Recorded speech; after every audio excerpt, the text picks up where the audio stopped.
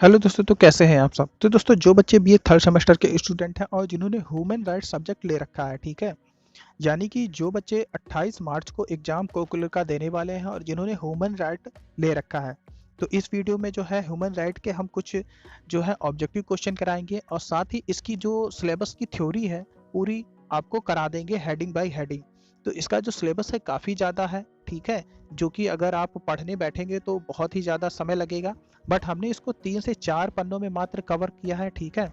और जो important topic है जिसमें से मैक्सिमम क्वेश्चन आपको देखने को मिलेंगे और पहले वाले एग्जाम में क्वेश्चन इसी में से आए हैं, तो इसीलिए हमने सिर्फ उसी चीज़ को कवर करके रखा है जो कि आपके एग्जाम से पूछा जाएगा।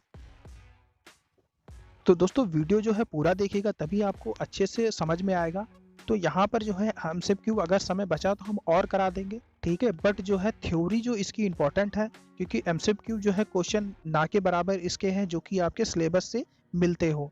तो हमने यहाँ पे थ्योरी पूरी कराई है और इसकी इम्पोर्टेंट डिफिनेशन कराई है जो शॉर्ट में है, ठीक है। अगर आप इसी को अगर आप सिर्फ 1 से 2 बार देख लेते हैं तो आपको पेपर में अलग से कुछ भी पढ़ने की ज़रूरत नहीं पड़ेगी, ठीक है। सारे क्वेश्चन के आंसर आपको यहीं से मिल जाएंगे, ठीक है।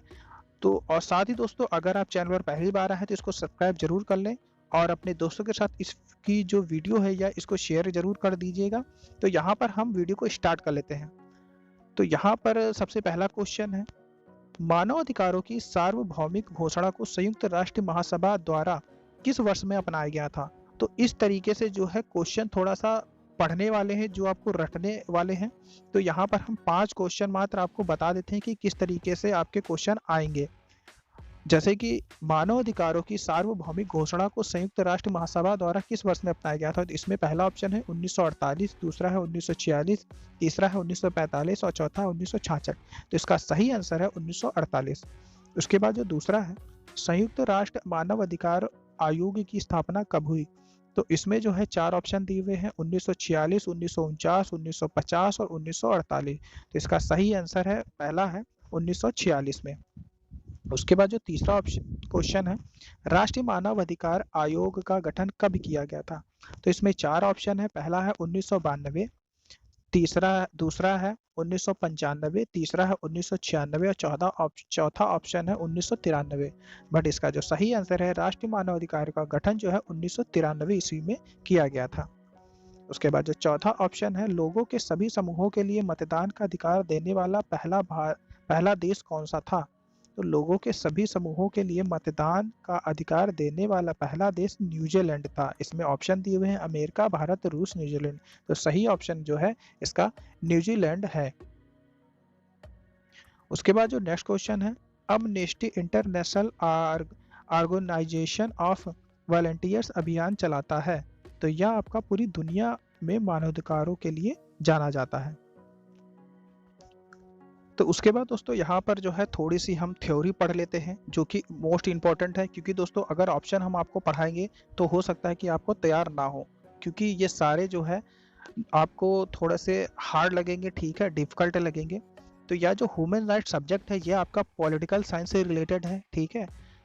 तो ये क्वेश्चन जो है हम आपको बता देते हैं कि किस तरीके से इनकी हेडिंग के आंसर है और जिसमें से एमसीक्यू आएंगे। तो अगर आपको हम थ्योरी थोड़ी सी बता देते हैं इंपॉर्टेंट, तो आपके कोई भी क्वेश्चन एमसीक्यू बनाकर अगर एग्जामिनर पूछेगा तो आप उसका आंसर आसानी से दे लेंगे, ठीक है। तो यहाँ पर जो सबसे पहली हेडिंग है, ह्यूमन राइट्स क्या है इन हिंदी, यानी कि ह्यूमन राइट्स क्या है, ठीक है, हिंदी में यहाँ पर हमने यहाँ पे इसकी डिफिनेशन निकाली है। मानवाधिकार क्या है। मानवाधिकार वैसे अधिकार है जो आपके पास इसलिए है क्योंकि हम मनुष्य हैं। राष्ट्रीय लिंग, राष्ट्रीय या जातीय मूल, रंग, धर्म, भाषा या किसी अन्य स्थिति की परवाह किए बिना ये हम सभी के लिए सार्वभौमिक अधिकार है। तो बहुत ही ध्यान से आप सिर्फ आवाज सुनेंगे जिससे कि आपको डिफिनेशन ऑटोमेटिक याद हो जाएगी, ठीक है। जो इसकी थ्योरी हम पढ़ के आपको बताएंगे और आपको सिर्फ वीडियो सुननी है 1 से 2 बार अच्छे से, और आपको ये पूरी जो इसकी डिफिनेशन है, थ्योरी है, हेडिंग बाय हेडिंग आपको तैयार हो जाएगी। मात्र 2 से पेज में हमने इसको पूरा कवर किया है। उसके बाद जो सेकंड इसमें है, मानव अधिकार की शुरुआत कैसे हुई, ठीक है, यानी कि ह्यूमन राइट्स का जो उत्पत्ति हुई वो कहाँ से हुई। तो मानवाधिकार दिवस की शुरुआत संयुक्त राष्ट्र महासभा ने 1948 में की थी। तो देखिए यहाँ से क्वेश्चन बन रहा है, संयुक्त राष्ट्र महासभा ने 1948 में की थी। इसकी शुरुआत, और उसने 1948 में सार्वभौमिक मानवाधिकार घोषणा स्वीकार की थी, और 1950 से महासभा ने सभी देशों को इसकी शुरुआत के लिए आमंत्रित किया था। संयुक्त राष्ट्र इस दिन को मानवाधिकारों की रक्षा और उसे बढ़ावा देने के लिए तय किया। ठीक है, उसके बाद जो इसमें नेक्स्ट हेडिंग है, मानव अधिकार क्या है, व्हाट आर ह्यूमन राइट। तो यहाँ पे कुछ पॉइंट हमने यहाँ पे लिख रखे हैं। तो यहाँ पर जो है पहले पॉइंट है, मानव अधिकारों को मानव के व्यवहार संबंधी लक्षणों के कुछ मानकों के अनुसार नैतिक मानदंडों या सिद्धांतों के रूप में समझाया जा सकता है, जो नगरपालिका और अंतर्राष्ट्रीय कानून दोनों में विनियमित तथा संरक्षित है। प्रत्येक व्यक्ति अपने रंग, नस्ल, लिंग, राष्ट्रीय धर्म, भाषा या अन्य आधारों के आधार पर भेदभाव के बिना इन अधिकारों का प्रयोग करने के लिए है। ठीक है, इसी में दूसरा पॉइंट है कि संयुक्त राष्ट्र ने नागरिक, सांस्कृतिक, आर्थिक, राजनीतिक और सामाजिक अधिकारों की व्यापक श्रेणियों के तहत अंतर्राष्ट्रीय स्तर पर स्वीकार किए जाने वाले विभिन्न मानव अधिकारों की एक श्रृंखला को स्वीकार किया है। यह संयुक्त राष्ट्र की जिम्मेदारी है कि वह मानव अधिकारों की रक्षा और उन्हें बढ़ावा देने के लिए एक प्रणाली स्थापित करे। ठीक है, उसके बाद जो इसमें चौथा पॉइंट है, मानव अधिकार वे अधिकार हैं जो हमारे पास केवल इसलिए हैं क्योंकि हम मनुष्य के रूप में मौजूद हैं, उन्हें किसी भी राज्य द्वारा प्रदान नहीं किया गया है। चौथा इसमें पॉइंट है, वे जीवन के मौलिक अधिकार हैं, जैसे भोजन, शिक्षा, काम, स्वास्थ्य और स्वतंत्रता के अधिकार से लेकर अन्य अधिकारों के साथ जीवन जीने के लायक बनाते हैं। तो कितना सरल शब्दों में आपको यहाँ पे बताया गया है कि मानव अधिकार क्या है। तो मानव अधिकार में जो आपको मौलिक अधिकार मिलते हैं वही आपके मानव अधिकार है। तो दोस्तों आपको सिर्फ सुनना है, क्वेश्चन काफ़ी इजी आपको मिलेंगे एमसीक्यू। ठीक है, अगर आप इसको सिर्फ थ्योरी के माध्यम से एक बार पढ़ लेंगे तो आपको इसके आंसर सारे एमसीक्यू याद हो जाएंगे। ठीक है, मानव अधिकारों की सार्वभौमिक घोषणा यानी कि एक जो है यूडीएचआर है, universal declare of the human rights. ठीक है, एक संस्था है, तो इसमें इसने क्या पॉइंट है, क्या बताया है। ठीक है, यहाँ पे हम आपको बता देते हैं। तो पहला पॉइंट है, संयुक्त राष्ट्र ने एक अंतर्राष्ट्रीय दस्तावेज का मसौदा तैयार किया है। जो संयुक्त राष्ट्र है, सारे देश मिलकर जो पावरफुल देश हैं उन्होंने इसको बनाया है, जो मानव अधिकारों के पूरे इतिहास में एक उपलब्धि है। इस डॉक्यूमेंट को मानव अधिकारों की सार्वभौमिक घोषणा आमतौर पर यूडीएचआर के रूप में माना जाता है। ठीक है, कहा जाता है कि यह 500 भाषाओं में अनुवाद है और साथ ही दुनिया में सबसे अधिक अनुवादित दस्तावेजों में से एक है। तो यूडीएचआर जो है, universal declare of the human rights, तो ये एक संयुक्त राष्ट्र है, जैसे कि जो पावरफुल देश है उनके द्वारा ये बनाया गया एक संगठन है। ठीक है, इसमें जो है मतलब जो मानव अधिकार होते हैं, जो लोगों की चीजें होती है, उनके बारे में जो कानून बनाया गया है। ठीक है, तो इसमें जो है वे कौन कौन से हैं इसके बारे में भी हम आपको बताएंगे। तो इसी में जो दूसरा पॉइंट है, दुनिया भर के विभिन्न कानून और सांस्कृतिक पृष्ठभूमि के विशेषज्ञों के मार्गदर्शन में एक साथ दस्तावेज का मसौदा तैयार किया है। संयुक्त राष्ट्र महासभा 10 दिसंबर 1948 जो है उसमें सभी के लिए उपलब्धि के लिए सामान्य मानक के रूप में लोगों और सभी राष्ट्रों के लिए जो है मान्यता दी गई है। तो इसमें जो है किन मान्यताओं के अनुच्छेद के रूप में बताया गया है, ये हम आपको बता देते हैं, जो कि मोस्ट इम्पोर्टेंट क्वेश्चन जो है इसमें से आएंगे। तो मानव अधिकारों का सार्वभौमिक घोषणा में अनुच्छेद, ठीक है, clauses in the universal declare of human rights. तो ये जो अब हम आपको बताने वाले हैं सारे अनुच्छेदों के बारे में, इसको बहुत अच्छे से ध्यान से सुनिएगा क्योंकि इसमें से क्वेश्चन आपके 100% पूछे जाएंगे। ठीक है, तो इसमें अनुच्छेद 1 क्या कहता है। तो अनुच्छेद 1 जो है इसमें बताया गया है, सभी मनुष्य स्वतंत्र पैदा होते हैं और गरिमा और अधिकारों में समान होते हैं। वे तर्क और विवेक से संपन्न हैं और उन्हें भाईचारे की भावना से एक दूसरे के प्रति कार्य करना चाहिए। उसके बाद जो अनुच्छेद 2 है वह क्या है, हर कोई बिना किसी भेदभाव के घोषणा पत्र में लिखे अधिकारों और स्वतंत्रता का प्रयोग करने का अधिकार है।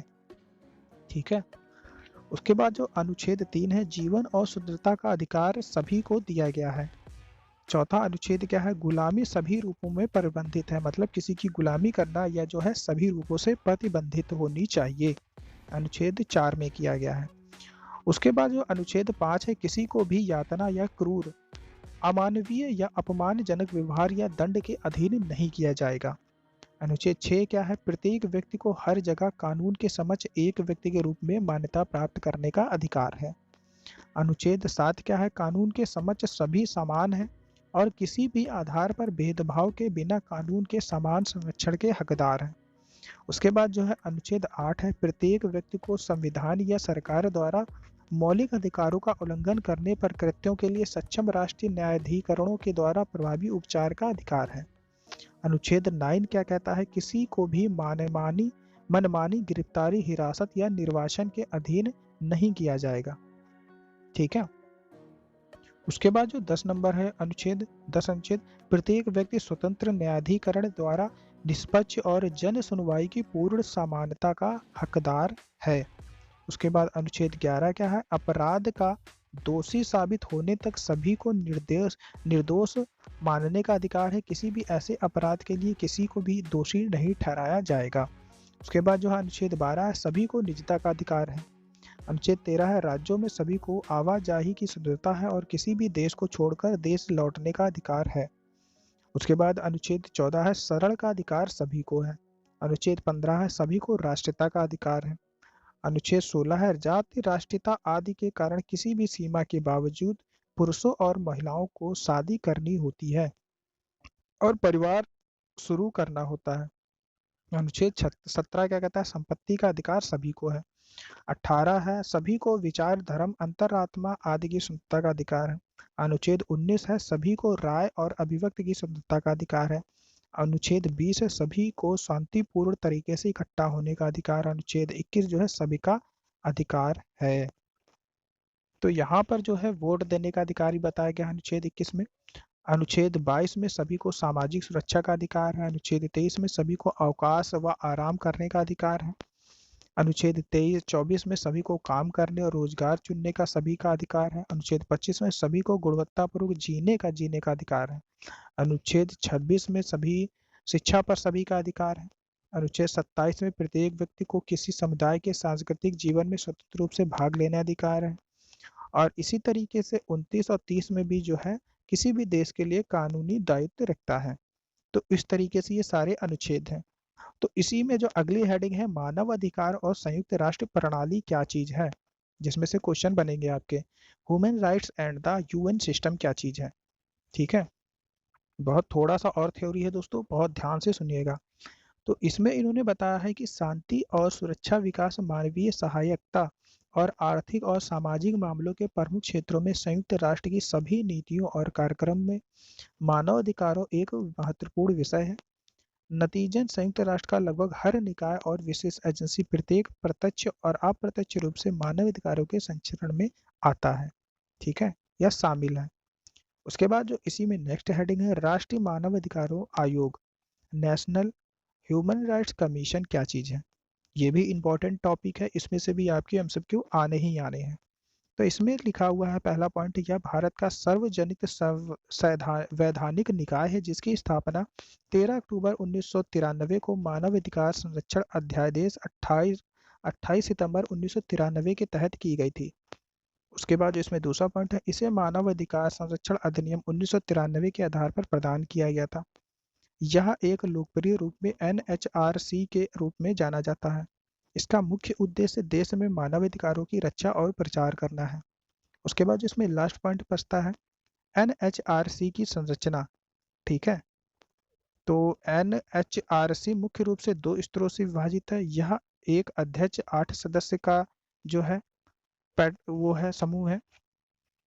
ठीक है, तो इसमें पॉइंट दिए गए हैं कि अध्यक्ष भारत को सेवानिकृत मुख्य न्यायाधीश या सर्वोच्च न्यायालय का न्यायाधीश होता है। यानी कि जो इसके लिए कानून बनाया गया भारत में, उसके बारे में इसमें पूछा गया है। तो यह भी इसमें थोड़ा सा आप समझ लीजिए क्या बताया गया है कि एनएचआरसी एक सदस्य है, वह होगा जो भारत के सर्वोच्च न्यायालय का न्यायाधीश है या रहा है, या एक सदस्य वह होगा जो उच्च न्यायालय का मुख्य न्यायाधीश होगा। ठीक है, तो इसमें जो है पद दिए हुए हैं। यहाँ पर आपको हम और थोड़ा सा बता देते हैं कि पदेन सदस्यों के पद की सेवा विभिन्न राष्ट्रीय आयोग के अध्यक्षों द्वारा की गई। राष्ट्रीय अनुसूचित जनजाति आयोग, राष्ट्रीय पिछड़ा वर्ग आयोग, राष्ट्रीय पिछड़ा वर्ग आयोग, राष्ट्रीय अनुसूचित जाति आयोग, राष्ट्रीय महिला आयोग, राष्ट्रीय पिछड़ा वर्ग आयोग और मुख्य आयोग विकलांग व्यक्तियों के लिए बनाया गया है। सर्वोच्च न्यायालय के न्यायाधीश या उच्च न्यायालय के मुख्य न्यायाधीश की नियुक्ति भारत के सर्वोच्च न्यायालय के मुख्य न्यायाधीश की समिति से की जाती है। इसमें पद दिए हुए हैं और उम्मीदवार दिए हुए हैं। तो जैसे पद जो है अध्यक्ष पद के लिए भारत के सर्वोच्च न्यायालय के सेवानिवृत्त या मुख्य न्यायाधीश जो होते हैं सीजी, वे हैं उम्मीदवार। उसके बाद प्रथम सदस्य जो है इसमें उच्च न्यायालय के मुख्य न्यायाधीश है। दूसरा सदस्य सुप्रीम कोर्ट के जज और अन्य दो जो सदस्य हैं वो मानव अधिकारों को जानने वाले व्यक्ति होने चाहिए। तो इतना कुछ आपको पढ़ना है, ठीक है। तो ये सारी हेडिंग जो है काफ़ी ज़्यादा इंपॉर्टेंट है और इसके जो दोस्तों एमसीक्यू हैं अगर हमको मिलते हैं तो हम आपको और थोड़ा सा बता देंगे, ठीक है। तो आप पढ़ लीजिएगा। ये जो थ्योरी है ये इम्पोर्टेंट है। अगर आपको एक बार में नहीं समझ में आई है तो आप 2 बार इस वीडियो को देख लीजिए। आपको जो भी एमसीक्यू अगर इसमें से बनकर आते हैं आपके पेपर में तो ये आपको आसानी से पता चल जाएगा कि यहाँ पे हमने ये चीज़ सुनी थी, तो उसका आंसर आपको ऑटोमेटिक मिल जाएगा। ठीक है, तो आई होप ये जानकारी आपको अच्छी लगी होगी और कोई भी कन्फ्यूजन है तो आप कमेंट करके पूछ सकते हैं और चैनल को सब्सक्राइब ज़रूर कर दीजिएगा। Thank you.